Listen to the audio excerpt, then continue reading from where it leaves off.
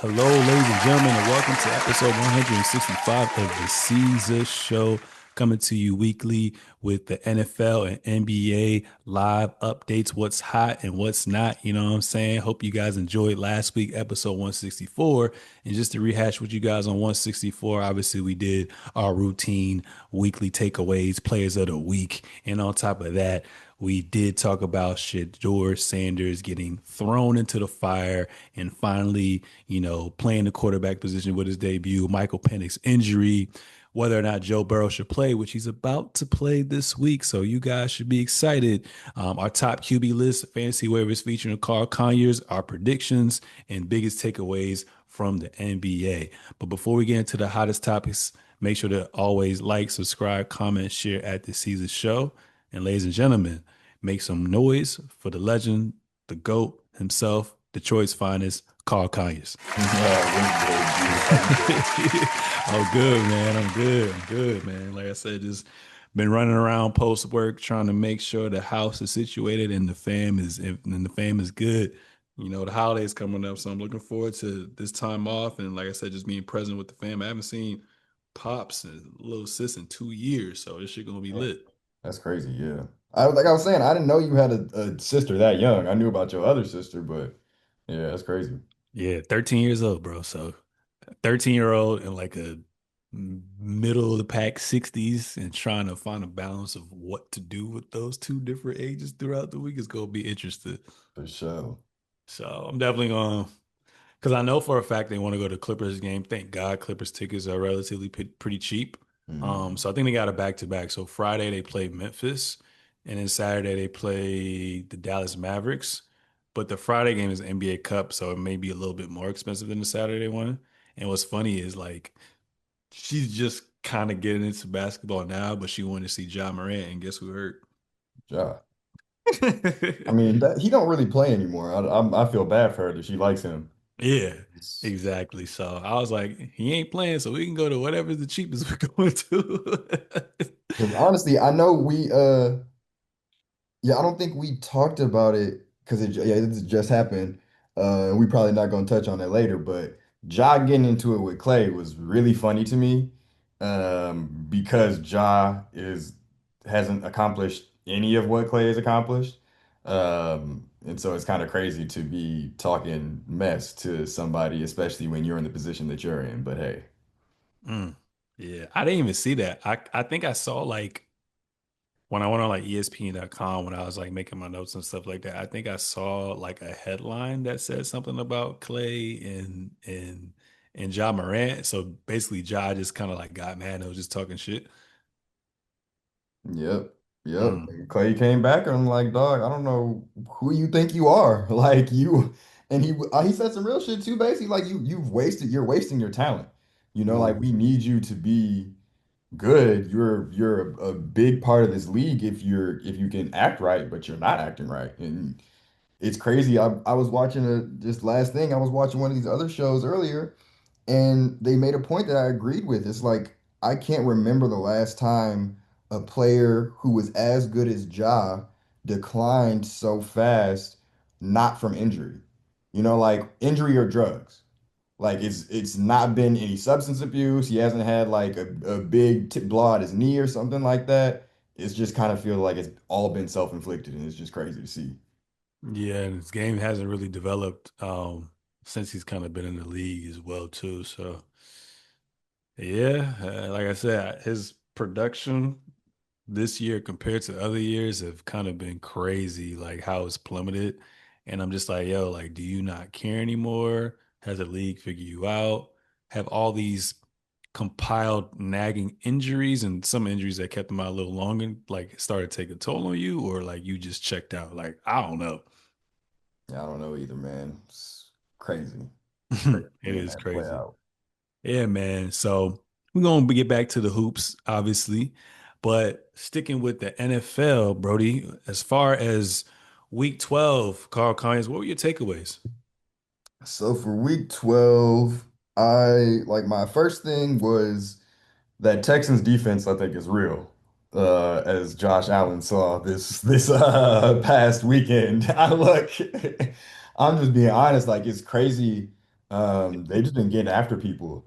And I do feel like that's kind of the Texans' identity, it's been their identity, JJ Watt and all those other things. When the offense has been lacking, it's always been their defense that's carried. I feel like the prevailing thought was, okay, we have CJ Stroud, so now our offense will be able to carry, but he's been the definition of mid when he's playing, and he hasn't been playing also the past couple of weeks. Has been Davis Mills. So the defense has really had to step up, and they have. So I think that's gonna I think they're if they get into the playoffs, it's gonna be on the strength of that defense. I think also the Chiefs, they're still in the playoff hunt that if they had lost that game to the Colts, their chances of making the playoffs would have dropped precipitously. So I was happy to see them win that because I like seeing great teams in the playoffs. And it also on the flip side is kind of like, man, are the Colts last year's Vikings? Or, what was it, the Steelers when they started like 14-1, whereas these teams where, yeah, you're beating teams, you're playing well in the regular season, but there's just like small things that make me feel like when it actually comes down to it, you guys are not going to be able to perform.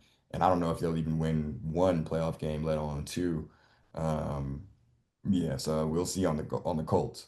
And then also the Vikings, they got a JJ McCarthy problem. I think that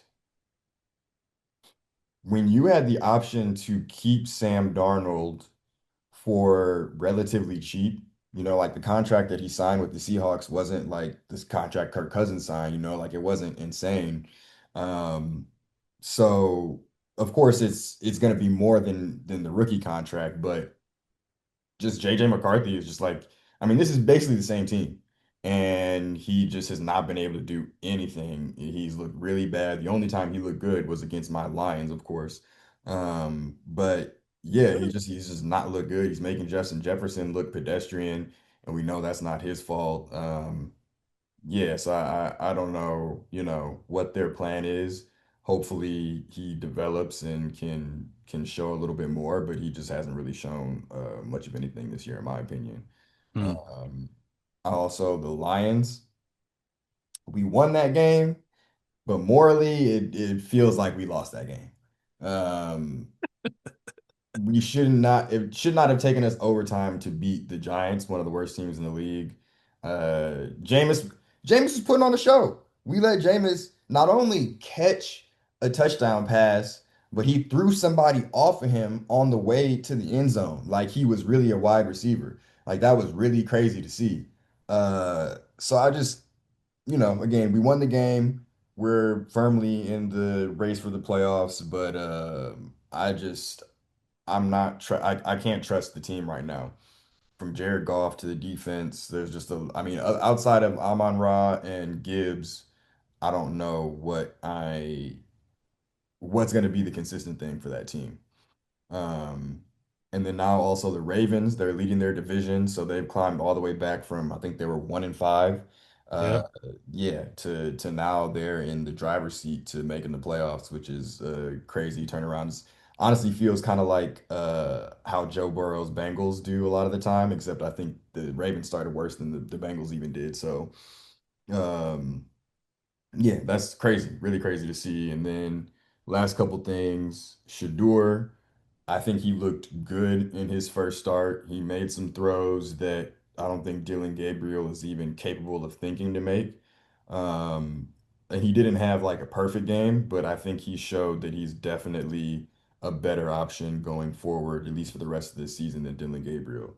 I think that he's going to have to really play well these last couple of weeks because I think the Browns are going to be drafting a quarterback unless he proves that he's going to be that guy.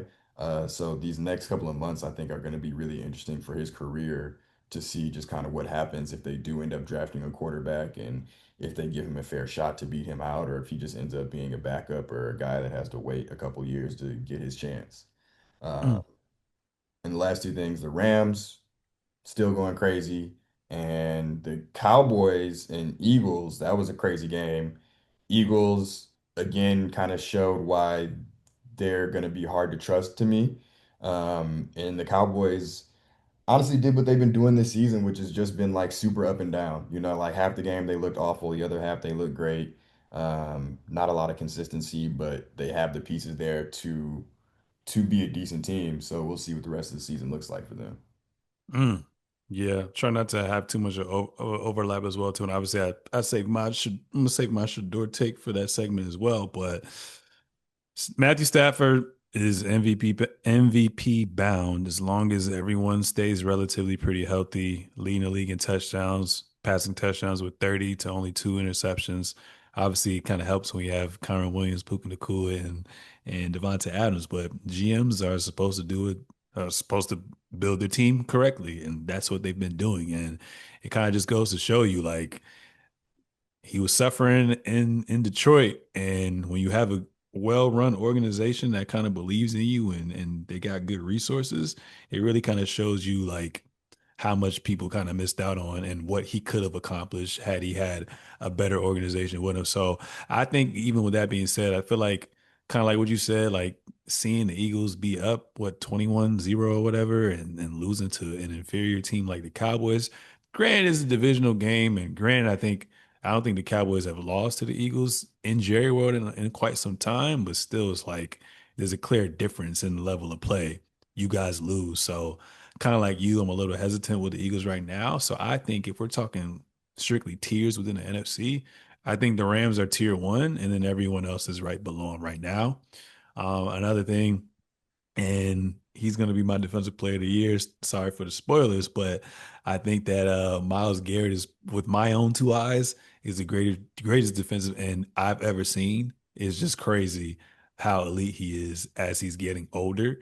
Yeah. Joe Brady and Sean McDermott, I think they're both on the hot seat right now for the Buffalo Bills with the Texans game. I mean, at the end of the day, players got to play, but I still feel like we could have been a little bit more creative from the offensive end. A lot of people like to talk shit about our defense, but our defense stepped up.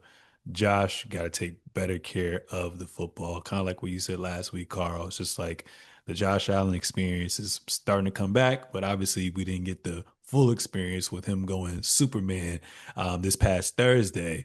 So if he took care of the ball, our defense did what they were supposed to do to the best of their ability, especially with CJ Stroud not playing.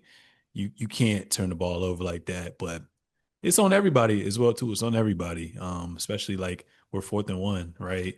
And we get a flag by one of their OG vets, left tackle Deion Dawkins. So now we're further away.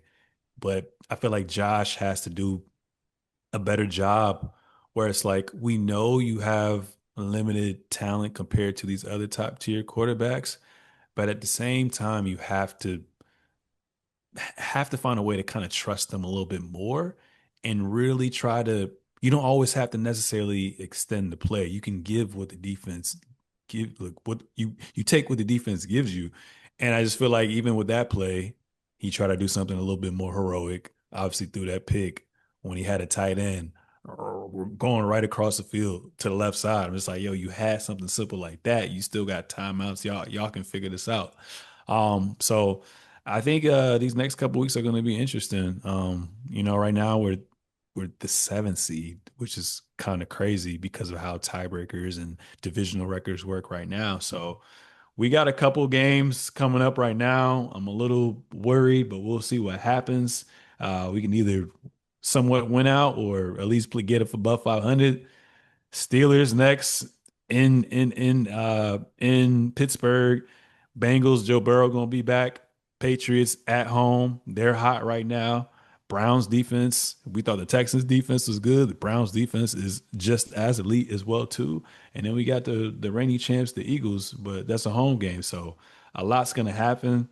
The NFC and the AFC are kind of it feels like the Western Conference of the NBA, right? Like historically speaking, when seeds like what 4 through 7, 8, like all like one game makes a difference. You know what I'm saying? So it's gonna be interesting to see how the end of the season goes because there's gonna be some teams where we just like, yo, really, y'all ain't make it? Because that's just how I was telling you earlier, like, yo, the Detroit Lions is one of my top hot teams right now. Right now, they're looking. If the playoffs start today, they're not even in the playoffs. So these teams got to lock in. Like it's now or never.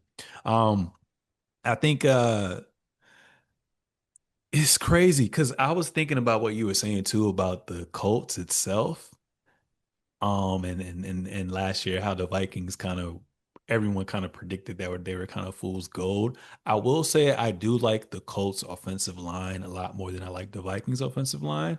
And at least, I mean, the season's not over yet, but like, especially when you guys played them and then they played, I think one or two more games, and then it was the playoffs or something like that. Like the L's were just bad, like mollywopped. And at least right now, I don't think the Colts will get far, but I at least think they're going to be a hard out because I was just looking at the games that they lost. This was the third one, obviously. Every game has been decided by six or fewer points.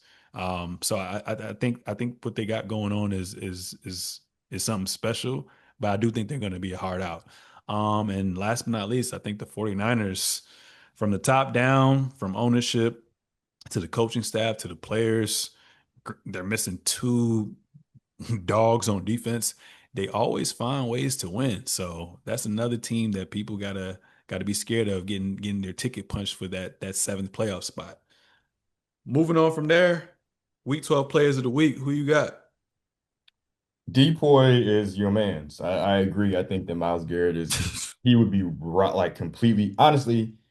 It would be even more egregious than what they, and you're a Bills fan, so I don't know how you feel about this, but it'd be even more egregious than what they did to Lamar last year. If Garrett doesn't win it this year, this game he had 3 sacks, 11 pressures, and 3 quarterback hits. And the defense just as a whole was really, really good. And then my offensive player of the week is Gibbs. Jahmyr Gibbs had 267 all-purpose yards and 3 touchdowns and basically won us that game all by himself. And limited carries too, right? With like 15 carries or some shit. Yeah, some it wasn't a lot. He was just breaking everything open to to score basically. Yeah, I it's crazy. I knew you were gonna pick him, and I was gonna pick him too, but I just wanted to switch it up and give some wide receivers some love. So I went with George Pickens, nine receptions, 143 3 yards, one touchdown, in the comeback versus the Eagles, who had the one seed up until now. And then I agree with you, and like I said it in my takeaways for week 12, Miles Garrett, man, he's special. He's special. I don't watch no Browns games, but when I saw Shedeur Sanders, which we're about to talk about next play, I was like, let me actually pay attention to Miles Garrett. Like I always will watch highlights, but watching within the flow of the game, he's such a disruptor. He just has an aura about him where it's like he just wins the physical game, but more so also the mental game. And his technique is like no other. So like I appreciate that. He should be defensive player of the year. Absolutely. Um, he won 33.3% of his pass rush snaps and earned a 92.8 rating in Pro Football Focus. And had 11 total pressures and 3 sacks. And like I said, 3 quarterback hits. So he's definitely going to break that sack record. It's just a matter of time. It's just a matter of time. But moving on from that, man, Shedeur Sanders had his official start on his first NFL start of the Cleveland Browns this past Sunday, 24-10 victory versus the Las Vegas Raiders. He's 11 to 20 for 209 passing yards, also interceptions. And Shedeur Sanders became the first Browns quarterback to win his first NFL start since Eric Zaire in 1995, breaking a 0-17 streak for the Browns, making their QBs making their debut since 1999. Um, I mean, you kind of talked about a little bit more, but if you can expand upon a little bit more, what were your thoughts about his play? And do you think it was like kind of like pressure from Stefanski to by like ownership? Because a lot of people are thinking like, or at least different platforms are thinking like he clearly didn't want him to not only play but start moving forward. Do you think it was also like pressure by the ownership to like start him as well? Honestly, I don't know what the hell is going on behind the scenes there. This whole thing with Shador is really weird. But I think I'll say this, I think his play proved that he should not have been in the fifth round. He wasn't like, lights out, but he was definitely he looked better than the guy that they took in the third round, and they got him in the fifth round.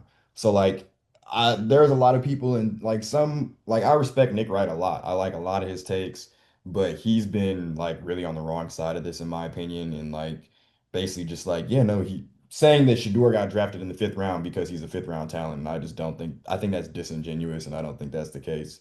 And then also people were kind of mad about his comments after the game. And I saw they said something along the lines of like, he's acting as if he thinks that he should have been drafted earlier. And I'm like, yeah, that's exactly what he thinks. Why would he not think that? So that's what everyone thought, to be honest with you, when draft night happened.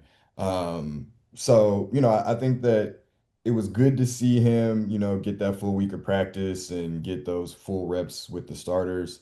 Um, he did something that these Browns quarterbacks haven't been able to do in forever, which is at least get the win. Now, of course, a lot of that was the defense. The defense played spectacular. And like one of his passes that went, his first touchdown was like a screen pass that went for like, 40 yards or something like that.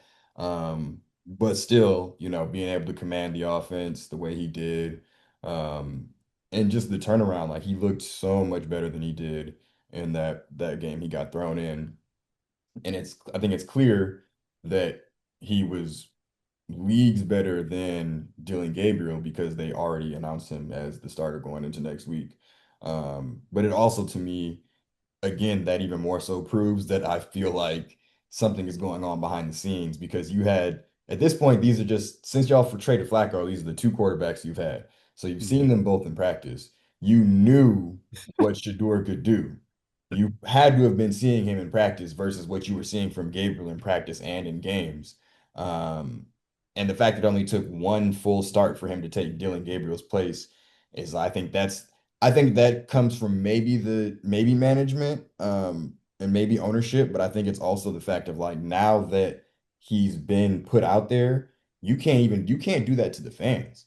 Like Browns fans have been quarterback starved, and then the one they finally got in Baker, they got rid of him. So to go back to someone with that everyone saw this other guy is inferior, at least for the time being, like I don't think it was something they could have recovered from. So um I think part of it too is they just didn't want to, Stefanski might not want to deal with the whole thing that comes with Shador. I don't know. It feels like he hates Shador, but it's I'm glad that he's getting this opportunity right now.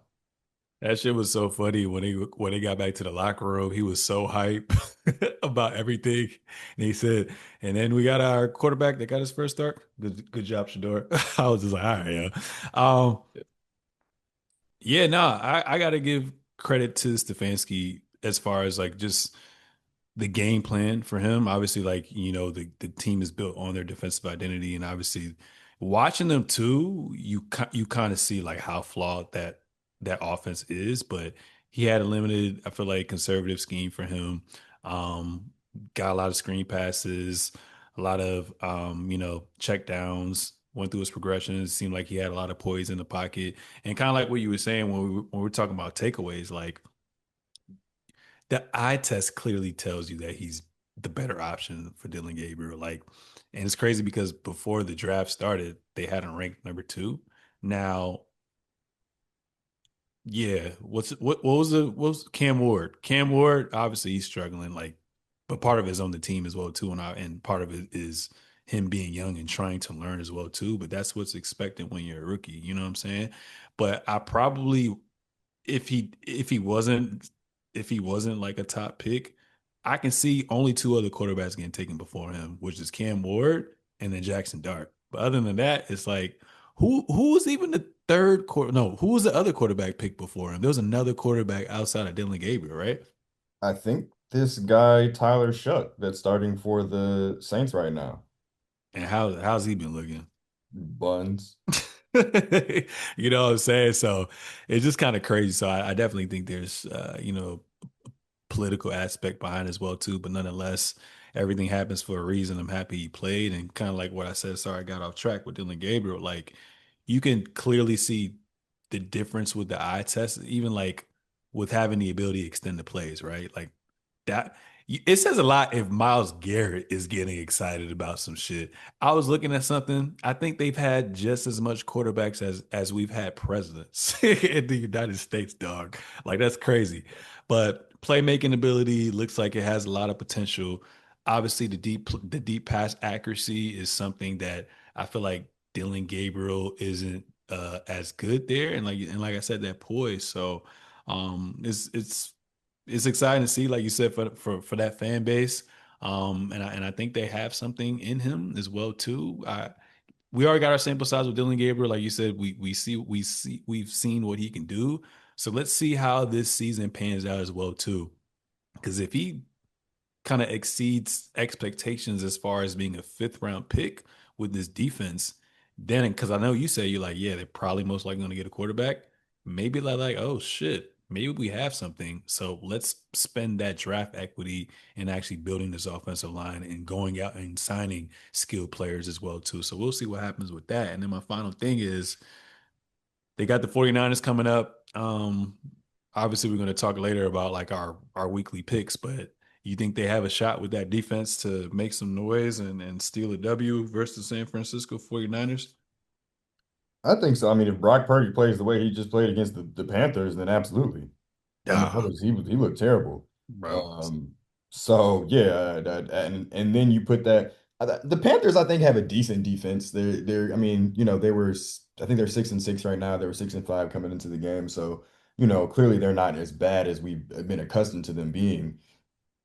But Bryce was some bullshit too, dog. You can't throw a pick in the end zone like that, my guy. also, though, I don't know why they didn't just hand the ball off. That was also weird to me. But anyway, I just think, yeah, like that defense, the Browns defense is way better than the Panthers. So I think they absolutely have a chance to win that game. Yeah, I think And it's going to be a close fought game. I think Cleveland's actually at home as well too. The 49ers are hot. But like you said, the Browns defense is a little bit better, and if Brock Purdy played like if he plays like that versus this defense and gives the Browns better field position, more possessions, then I think they can take care of things, especially if Shedeur can keep the ball out of harm's way. That's the name of the game is to protect the ball and try to put up points, whether it's 3, 6, or 7.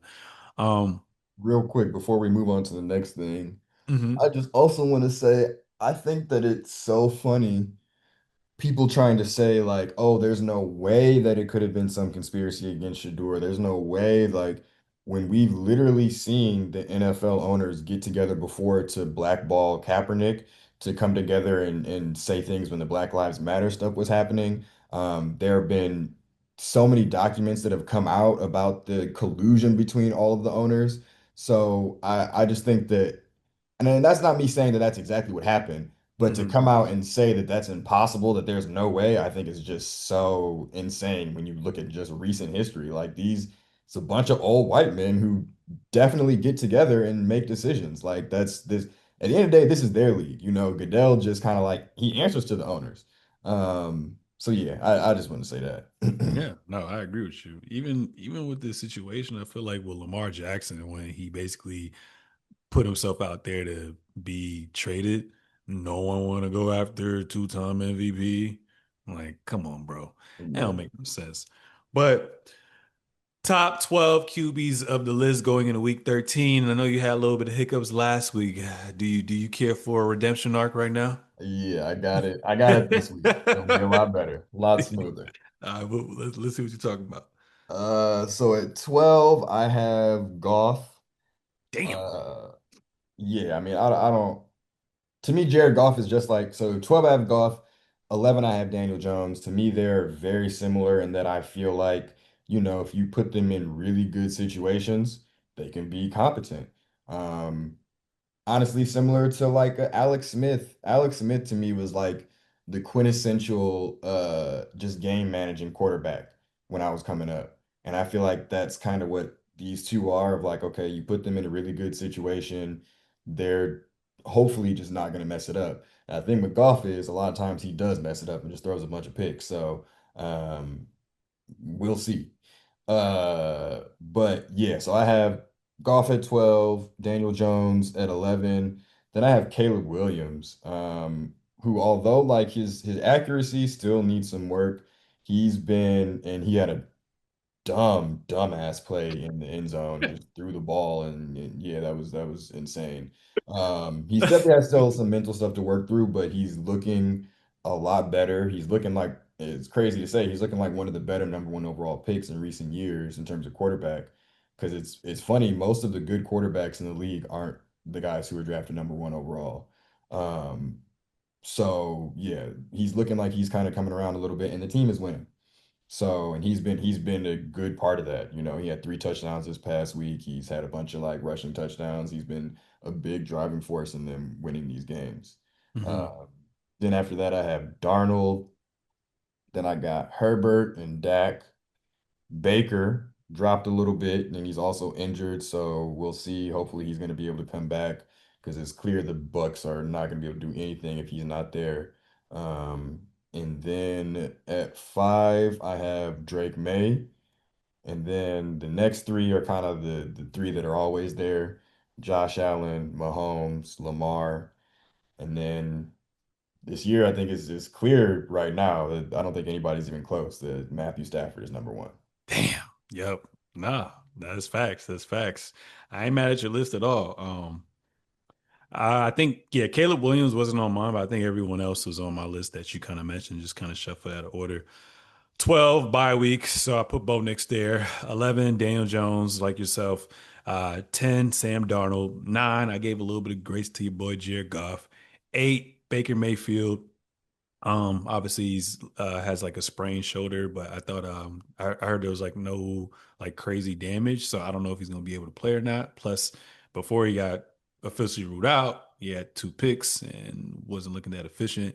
7 Jalen Hurts, 6 Dak Prescott, 5 Josh Allen, 4 Lamar Jackson, 3 I actually had Drake May, 2 Patrick Mahomes, 1 Matthew Stafford, and I was kind of trying to figure out between like 2 to 5 what to do.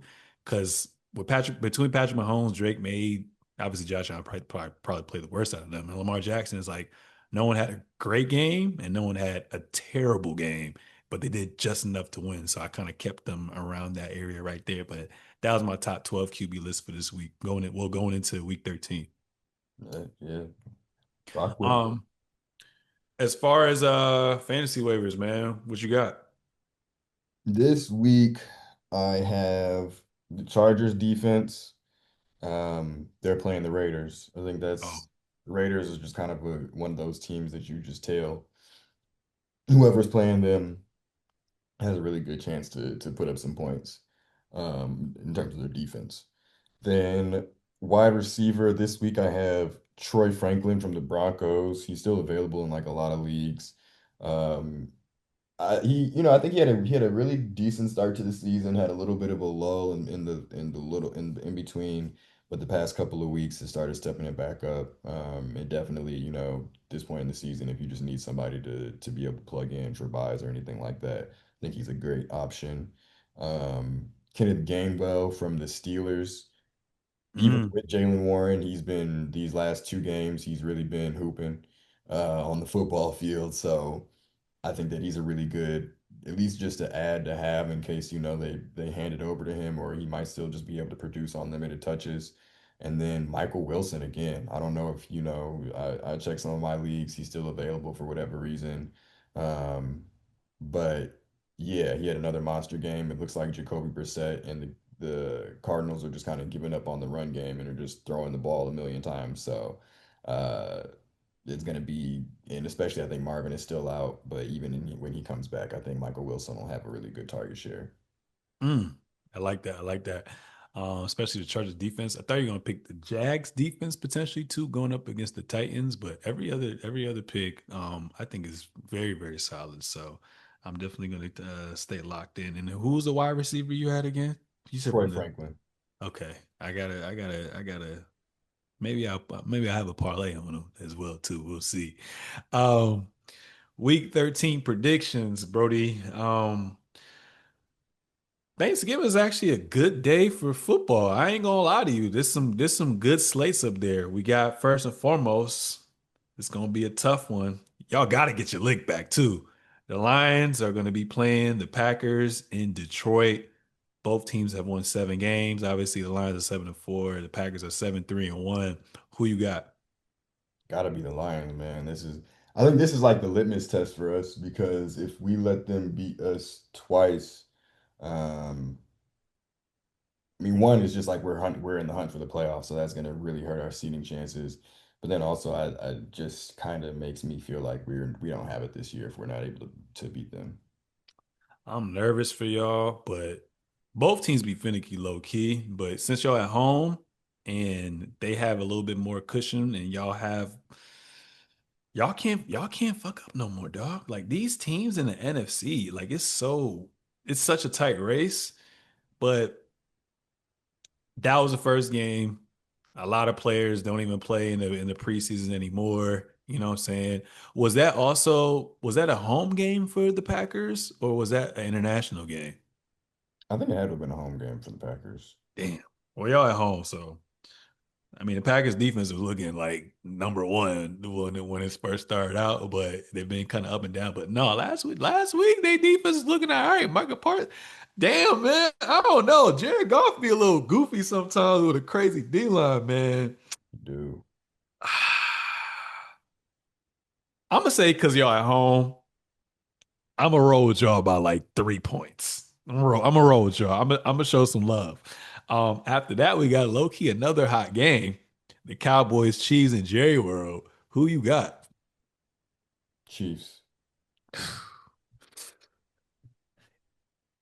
I think the Chiefs are going to be a little bit more consistent on the defensive end compared to the Philadelphia Eagles, and I can't recall the last time I've seen Patrick Mahomes blow a lead.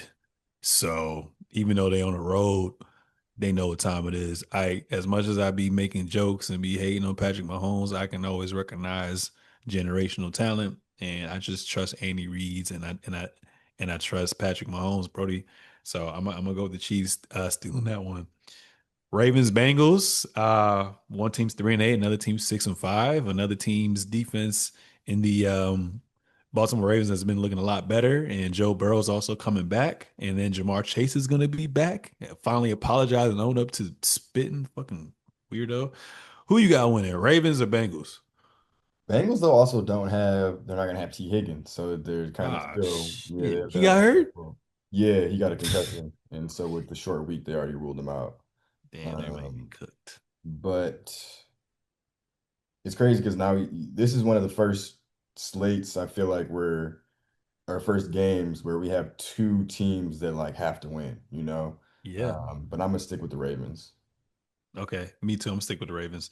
Friday, we got Eagles, Bears. That's gonna be a good game. Both teams are 8-3 right now. Who you got? I'm gonna call the upset and go with the Bears. Ooh, I don't know. I feel like how we thought about the Minnesota Vikings. I feel like that's the Bears just waiting to happen. I don't really see the Eagles losing 2 games in a row, so I'm gonna go with Philly. I'm gonna go with Philly. Steelers, Bills is I don't know if Aaron Rodgers is supposed to be playing, but it is in Pittsburgh, and right now Aaron Rodgers is questionable, so TBD. But who you got? I'm hoping y'all bounce back, so I'm gonna go Bills. Yeah, like I said, I don't think knock on wood. I don't think Josh can play this bad again. Like I said, we all on national television via Peacock or whatever you want to call it. Like we saw how crazy the Texans defense looked. That was the most he's ever got pressured and total sacks he got. So the Steelers defense I think is not like a top 15. So I think he's gonna have a little bit more success with that. So I got the Bills winning this one because if we lose, we out the playoffs for the time being. So we're definitely gonna need that, especially with how the Steelers are going. There could be a scenario where multiple teams end up with the same record, and we gotta look back at that win. Um, Browns 49ers. I forgot. I think I asked you if they had potential to win, but did you give me your answer on who you think gonna win this? Oh, I definitely think they got potential to win. I'm gonna go with the Browns. Oh, we going with the Browns winning? Hmm. I'm going with the Browns too, bro. Brock Purdy's looking nasty. I ain't gonna lie. Like you said not too long ago, if we thought the Panthers defense was looking elite against him, bro, watch what the Browns are gonna do. So that's gonna be interesting too. Titans, Jaguars. Jags, yeah. Yeah. Colts, Texans. Is CJ back yet or no? I don't know, but it don't even really matter. That's a divisional game too. Could go either way. Could go either way. Who you got? Who you got? I'm gonna go with the Colts because they need to win to kind of prove that they aren't, at least for the short term, prove that they're not a pumpkin. Mm. I agree. Proven they're not a pumpkin, but and then another team who we've put their defense on a pedestal and they're in the playoff hunt as well. So that's gonna be a tight one. I'm gonna go with the Colts too. I'm gonna go with the Colts. Saints Dolphins. Dolphins. I don't know, both those teams suck. No. No. Yeah, but I'll go with the Dolphins. Yeah. Uh Jets Falcons, another two pair of teams that suck, but the Falcons. Jets, yeah. Uh you said Falcons? Hmm. Yeah, I'm gonna go with Falcons too. Panthers, Rams. That's Panthers. another hot game, but I think the Rams on the roll, so I'm going Rams too. Buccaneers, Cardinals. Who you got? I don't know if Baker's going to play, but I don't think so with the shoulder injury. So I'm actually going to go with the Cardinals. Yeah, I don't think he's gonna come back that soon. Damn, they can't. I mean, they can kind of afford to lose, but yeah, I'm gonna go with the Cardinals too. I'm gonna go with the Cardinals. Seahawks, Vikings, Seahawks. Yeah. Chargers, Raiders. There's a reason why he told us to pick the Chargers defense. Chargers, Commanders, Broncos, Broncos. And then Patriots, Giants. I mean, the Giants almost beat y'all. Who you Patriots. got? Patriots or Giants? Patriots. Yeah, me too. So those are week 13 picks. Hopefully we get this slate correct this go around. And as far as the NBA goes, man, you have any big takeaways of the week? Um, I think one thing is that really just that whole Ja thing, man. Ja and Clay. I think that was like a perfect way to summarize what it's been like for Ja these last 3-ish years. Just the experience of like why are you attacking one of the legends of the game, you Mhm. know, especially when they're still playing. Like, yeah, he's 35, he might not be in his prime anymore, but guess what, you're 26 and it looks like you're not in your prime anymore either, and that's kind of way worse, and you haven't done anything in the league outside of a bunch of dunks. And I think he has like one all NBA team and like, a couple, like, he just, yeah, I just think that it was crazy, but it was really a perfect way to sum what it's just been like watching Ja these last couple of years, just doing really dumb stuff. Um, and yeah, for no reason. So that's honestly that's kind of like one of my biggest takeaways. And then the other is just that the Thunder are looking ridiculous still, and I still don't think J-Dub is back. No. Um, and the Nuggets. People have been complaining a lot about Cam Johnson, like, oh, he looks way worse. He's not having he had and he should start off the season not really that great, but he had a good game recently. Um, and I think people forget, because Michael Porter's averaging like maybe 25 in Brooklyn. Brooklyn is awful. So yeah, he's gonna get some shots up because nobody else is shooting the ball. He's the exact same player that he was on this team though. And also Cam Johnson averaged like almost 20 a game on that exact same team. So uh and then it's also the fact of like Cam Johnson probably makes half of what Michael Porter makes. So say you traded a player, and I like to just use 2K ratings. Say you traded a player, Michael Porter, who's like a 82 for a player who's like a 79 in Cam Johnson. That's a negligible difference in my opinion. And with that difference, it also allowed them to go get Jonas Valanciunas, Bruce Brown. Like it allowed them to Tim Hardaway Jr. to actually have a bench, which I think is way more important. And that's been the main thing that the Nuggets have been missing since they won the championship is they've literally had zero depth. So yeah, I think that's just something that's kind of been bugging me. Like people are just arbitrarily taking that, okay, he's not having a great start to the season, but I think you have to put that in the context of what that trade really was supposed to do. Yeah, I kind of agree with you as well. I will give credit to even though Michael Porter Jr. Obviously you can't control the situation that you're in when you get traded to NBA, but he has been very efficient. So I thought his efficiency was going to go down because obviously he played with one of the best players in the NBA, if not the best player in the NBA, with Jamal Murray and those boys. To have some injuries in and out of the lineup with Cam Thomas and them other guys, and to still get his points, but do it efficiently. Got to give him some love. But like you said, with Cam Johnson in general, like he's in a new environment, right? You know what I'm saying? Like you said, he came off of last season, damn near averaging 20, and now you're basically you're kind of telling him to Three and take D. less shots, and play somewhat of a different style that he used to play when he was back with Phoenix, but trying to get back into that rotation is kind of a little harsh on him, but he has been playing great as of late, so I can appreciate that. And I guess it's kind of a blessing in disguise that Aaron Gordon's going to be out for a little bit as well too. So I think he can somewhat get that chemistry with the Denver Nuggets as well too. And I agree with you with OKC. They're looking great right now. It's almost on some Steph Curry shit when he went MVP, when he won't playing that much of the fourth quarters, and that's what it's kind of looking like now with Shea. Obviously, their schedule's going to get a little bit more tougher in the foreseeable future, but to not have J Dub yet and to have only lost one game is kind of ridiculous. I think it's a little bit too soon, but let's see how the end this month ends out. Maybe 1 week or two into December, and then we can kind of bring up that conversation on can they catch the 73-9 Warriors? Because it's looking kind of crazy right now. Chauncey Billups, obviously, we talked about him before. He pled not guilty in that poker case. So we're going to see what happens with that. Um, I got to give love to at least one Detroit team tonight in the Detroit Pistons, bro. It 12 in a said row. Pistons tie the 1990 and '04 title teams with a 13th win in a row. And we're going to talk about that a little bit later. But Jaden Ivey also returned.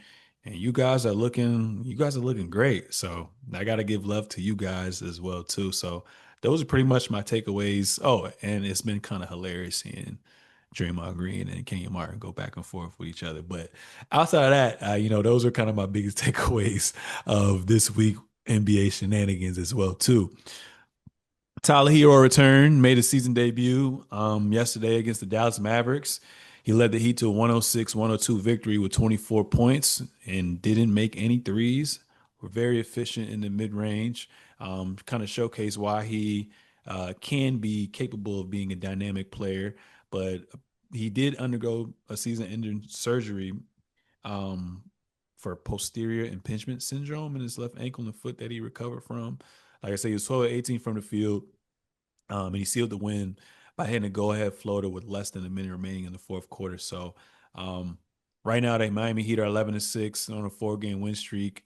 Like I said, it definitely provides upgraded scoring for them. Their depth has become a little bit stronger. They're definitely going to be a little bit more improved in the half-court offense. It looks like this team, historically speaking, at least in the Jimmy Butler era, has started off kind of on the opposite side of the win loss record. So to see them a couple games, not only on a win streak, but a couple games above 500, I think they're top three in the East right now.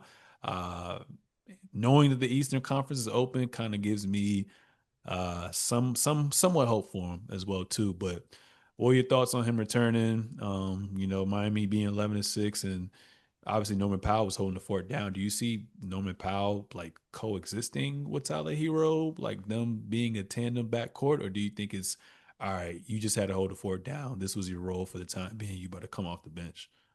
I definitely don't think they're gonna bring him off the bench.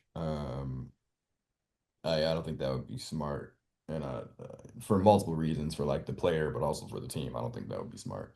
So I think they're both going to probably end up starting continuously.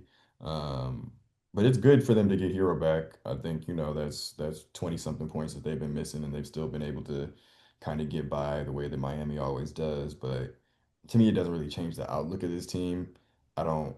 I don't there's no way that I believe that Bam and Tyler Hero and Norman Powell are going to lead you to a championship or even to get to the finals, to be honest with you. So, Jimmy Butler was the thing that kind of made these guys go and get as far as they did in these past couple of years. And they don't have that type, it doesn't have to be Jimmy Butler, but they don't have that type of player who I feel like is going to be able to consistently elevate himself and the team in the playoffs. So, it's cool. I'm happy for him. I think it's going to help them in the standings, but I just really don't like the that roster in terms of winning. I think winning it all. I think it's a decent roster. Of course, they're going to be in the playoffs, but yeah.